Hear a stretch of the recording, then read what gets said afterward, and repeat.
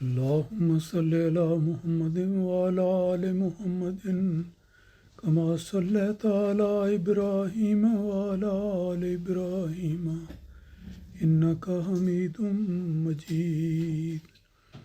اللهم بارك على محمد وعلى آل محمد كما باركت على إبراهيم وعلى آل إبراهيم إنك حميد مجيد. رمضان المبارک کا مہینہ بڑی تیزی سے گزرتا جا رہا ہے.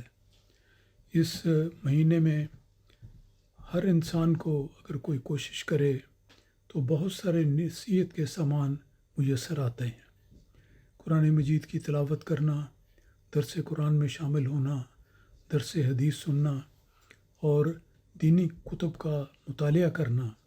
اس کے علاوہ بھی بہت سارے ذرائع ہیں جن سے انسان کو نیکی کرنے کے راستوں کا علم ہوتا ہے اور نیکیوں میں مسابقت دکھانے کا جذبہ پیدا ہوتا ہے. آج کے درس حدیث میں مضمون وہی ہے جو پہلے 1-2 دن جاری رہا، لیکن دوسرے ایک نقطہ نظر سے چند باتیں رسول اکرم صلی اللہ علیہ وسلم کی آج کے درس میں پیش کروں گا. یہ حدیث جو میں بیان کرنے لگا ہوں یہ ایک محدث ابو نعیم فی الحلیہ کی کتاب سے لی گئی ہے، لیکن اس میں بہت ہی عمدہ مضمون بیان کیا گیا ہے. رسول خدا صلی اللہ علیہ وسلم نے فرمایا کہ یا ایھا الناس ان الدنیا عرض خاطر یاکل منها البر والفاجر وَإِنَّ الْآخِرَةَ وعد صادق يحكم فيها ملك عادل قادر يحق فيها الحق ويبطل الباطل كونوا من أبناء الآخرة ولا تكونوا من أبناء الدنيا. ایک لمبی حدیث ہے جس کا ترجمہ پیش کیا جائے گا. اس میں وہی مضمون چلتا ہے جو مال سے غیر ضروری طور پر بے جا محبت کرنا اور ساری توجہ صرف مال کمانے اور اپنی ذاتی ضروریات کے لیے خرچ کرنے اور پھر مال کو بچا کر رکھنے سے ہے. حدیث کا ترجمہ اس طرح پر ہے. رسول پاک صلی اللہ علیہ وسلم نے فرمایا کہ اے لوگو، یہ دنیا گزر جانے والا مال ہے. یعنی مال تو ہے لیکن گزر جانے والا ہے. بہت خوبصورت انداز میں یہ نصیحت کی گئی ہے کہ اپنے مال سے دل نہ لگاؤ اور مال ہی کو جمع کرتے ہوئے اپنی ساری زندگی نہ بسر کرو. فرمایا یہ دنیا گزر جانے والا مال ہے. جس طرح زندگی گزر جاتی ہے اسی طرح مال بھی گزر جاتا ہے. اور پھر اس کے بعد فرمایا کہ اس سے نیک و بد سب کھاتے ہیں. یعنی ایسا پھل ہے جو نیک و بد سب کو ملتا ہے، وہ اس سے استفادہ کرتے ہیں. کسی کو کم، کسی کو زیادہ، کسی کی حرص زیادہ، کسی کی حرص کم، کسی کو نیک باتوں میں مال خرچ کرنے کی زیادہ توفیق ملتی ہے، کسی کو کم. تو یہ فرمایا کہ نیک و بد سب اس مال کو کھاتے ہیں، مگر آخرت کا وعدہ ایک سچا وعدہ ہے.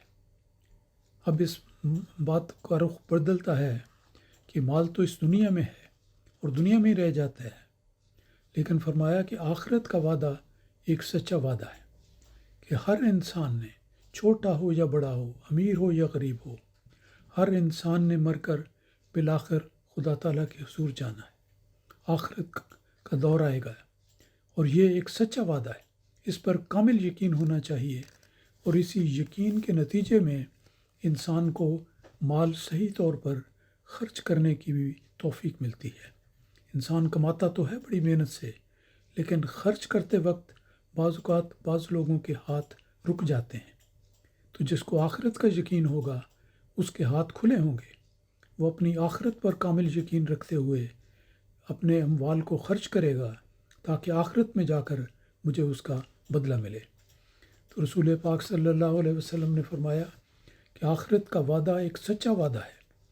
اس میں حقیقی بادشاہ اور عادل عادل و قادر خدا تعالیٰ حکمران ہوگا۔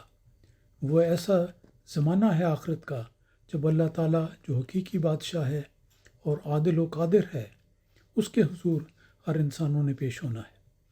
فرماتے ہیں کہ اس جگہ سچ سچ ثابت ہو جائے گا اور جھوٹ جھوٹ۔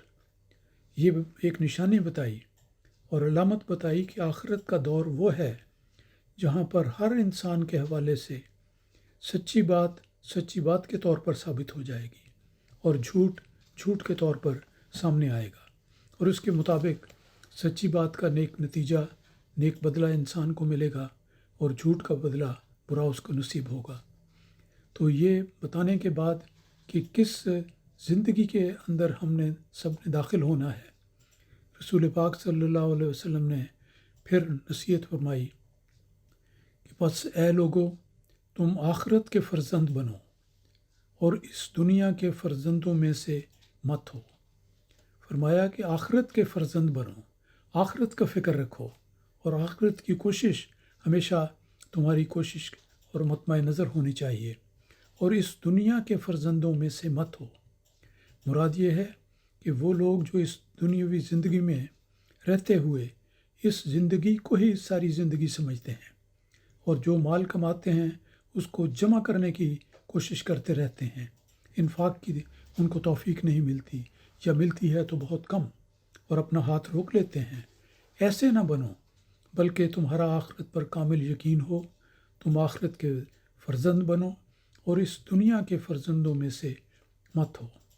یہ ایک ایسی نصیحت ہے، ہر اس کا کلمہ اپنے اندر بے شمار نصیحت کے سامان رکھتا ہے۔ ان الفاظ پر غور کرتے رہنا چاہیے، ان کو یاد رکھنا چاہیے، اور ہمیشہ اس دنیا میں رہتے ہوئے انسان کو فکر آخرت کی ہونی چاہیے اور آخرت کے لیے زیادہ راہ جمع کرنے کی کوشش ہونی چاہیے۔ ہمیشہ کل کی درس میں بھی جو احادیث بیان ہوئی تھیں اس کا بھی یہی مضمون ہے، یہ بھی اسی سے تعلق رکھتا ہے۔ اسی حوالے سے ایک دوسری حدیث ہے جو آج میں پیش کرتا ہوں۔ رسول پاک صلی اللہ علیہ وسلم نے ارشاد فرمایا کہ یحرم ابن آدم و یشب منہ اسنان الحرص علی المال والحرص علی العمر۔ یہ حدیث بخاری اور مسلم دونوں میں ذکر ہوئی ہے، دونوں میں بیان کی گئی ہے۔ مضمون وہی ہے کہ انسان کو مال کی حرص سے بچنا چاہیے، اور ایک دوسری حرص بھی پیدا ہو جاتی ہے جو انسان عمر میں بڑھتا ہے۔ تو اس حدیث میں فرمایا گیا ہے، میں اس کے الفاظ کا ترجمہ دوبارہ پیش کرتا ہوں کہ رسول پاک صلی اللہ علیہ وسلم نے فرمایا کہ انسان بوڑھا ہوتا ہے۔ ہر انسان جو پہلے بچے کے طور پہ آتا ہے دنیا میں، پھر جوان ہوتا ہے، پھر بوڑھا ہوتا ہے۔ یہ 3 منزلیں ہیں جس سے ہر انسان نے گزرنا ہے۔ کوئی ایک منزل سے گزرتا ہے، کوئی 2 سے، کوئی 3 سے، لیکن زندگی کے آخری حصے میں جب وہ بوڑھا ہو جاتا ہے، یہ حصہ بھی بہت سے انسانوں کو نصیب ہوتا ہے۔ اور فرمایا مگر اس کی 2 خصلتیں جوان ہوتی جاتی ہیں، کہ انسان کی عمر تو بڑھتی ہے، وہ بوڑھا ہو جاتا ہے، لیکن اس کی 2 خصلتیں ایسی ہیں جو وقت کے ساتھ جوان ہوتی چلی جاتی ہیں۔ اس سے مراد یہ ہے کہ ایک نوجوان جب عمر میں بڑھتا ہے تو بوڑھا ہوتا ہے، کمزور ہو جاتا ہے، لیکن اس کی 2 خصلتیں اس کی عمر کے بڑھنے کے ساتھ ساتھ جوان ہوتی جاتی ہیں۔ یہ بڑا خوبصورت انداز ہے جو یاد رکھنے کے قابل ہے کہ 2 خصلتیں ایسی ہیں ہر انسان میں کہ جب اس کی عمر بڑھتی ہے تو یہ بجائے کمزور ہونے کے یہ 2 خصلتیں انسان کی جوان ہو جاتی ہیں۔ تو فرمایا کہ اول مال کی طمع، پہلی خصلت جو بڑھاپے میں زیادہ ہو جاتی ہے وہ مال کی طمع ہے، اس کا لالچ ہے۔ دیکھا جائے تو انسان جب بڑا ہو جاتا ہے، ایک تو مال جمع کرنے کی حرص بڑھ جاتی ہے، پھر اس مال کو اپنے ہاتھ میں روک کر جمع کرنے کی عادت بھی اور تمنا بھی بیدار ہو جاتی ہے، بلکہ بیدار ہی نہیں ہوتی، بڑھتی چلی جاتی ہے۔ تو انسان کو بڑی عمر میں بالعموم دیکھا جاتا ہے کہ ایک تو مال کمانے اور اس کی حرص ہوتی ہے، اور دوسری مال کو زیادہ جمع کرنے کی حرص بھی اس میں پیدا ہو جاتی ہے۔ تو حدیث کا ترجمہ ایک دفعہ پھر دیکھتے ہیں۔ آپ نے فرمایا کہ انسان بوڑھا ہو جاتا ہے، بوڑھا ہوتا جاتا ہے۔ ہر انسان طبعاً عمر بڑھتی ہے تو بوڑھا ہو جاتا ہے، مگر اس کی 2 خصلتیں جوان ہوتی جاتی ہیں۔ 2 خصلتیں اس کے بڑھاپے کے ساتھ وہ جوان ہو جاتی ہیں۔ اول، مال کی طمع، مال کی حرص، مال کا لالچ، یہ اس کی جو عادت ہے یہ جوان ہو جاتی ہے۔ اور دوسرے، زیادہ عمر پانے کا لالچ، یہ بھی انسان کا لالچ بڑھتا ہے کہ اچھا میری عمر اتنی ہو گئی ہے تو خدا کرے اتنی ہو جائے، اس سے بھی بڑھ جائے، اس سے بھی بڑھ جائے۔ تو انسان گویا دنیا سے دل لگا لیتا ہے اور بڑی لمبی سے لمبی عمر کی خواہش کرتا ہے، تو یہ بات بھی انسان میں زیادہ ہو جاتی ہے۔ تو اس 2 باتوں کو یاد رکھنا چاہیے کہ آپ نے فرمایا کہ انسان کی 2 خصلتیں جوان ہوتی جاتی ہیں بوڑھا ہونے کے ساتھ۔ اول، مال کی طمع، اور دوسرے، زیادہ عمر پانے کا لالچ۔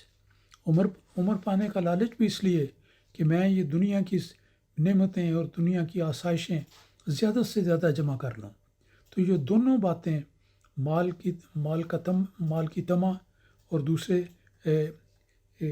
عمر پانے کا لالچ، یہ دونوں باتیں بڑھاپے میں جا کر بڑھ جاتی ہیں۔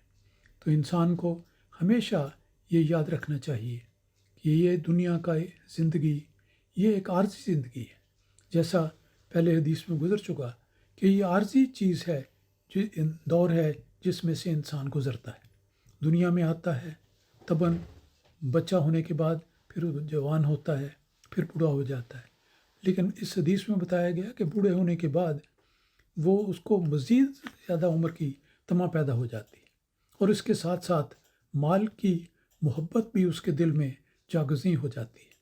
تو 2 باتیں ہیں جن میں احتیاط کی ضرورت ہے کہ انسان کو مال بھی جمع کرتے ہوئے اس میں کرس نہیں ہونی چاہیے اور لالچ نہیں ہونا چاہیے، اور یہ نہیں خیال کرنا چاہیے کہ میں اپنے پیچھے اپنی تجوریاں بھر کر چھوڑ کر جاؤں، بلکہ یہ دیکھنا چاہیے کہ میں زندگی میں جب تک زندگی کا سورج مجھ پر چمکتا ہے میں نیک کام کروں اور ایسے کاموں میں اپنی دولت کو خرچ کروں جو آخرت کے لیے میرا اثاثہ بن سکے۔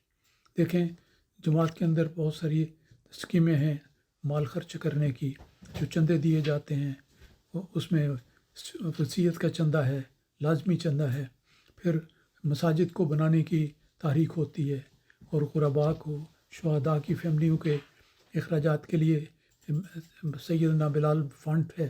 تو بے شمار تحریکات ہیں، یہ گویا جنت کے دروازے ہیں جو اللہ تعالیٰ مومنین پر کھولتا ہے۔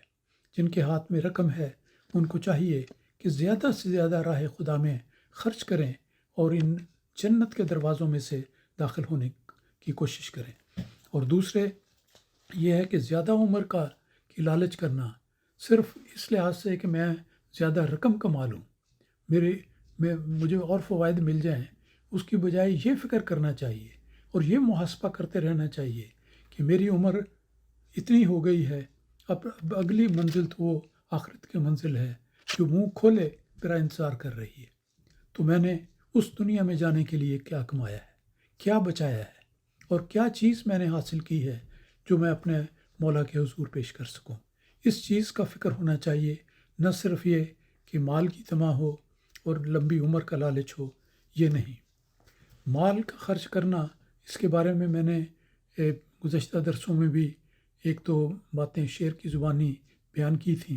اس مضمون کو ختم کرتے ہوئے میں حضرت مرزا بشیر احمد صاحب کا ایک شعر دوبارہ پیش کرنا چاہتا ہوں، جس میں انفاق فی سبیل اللہ کی آپ نے نصیحت کی ہے۔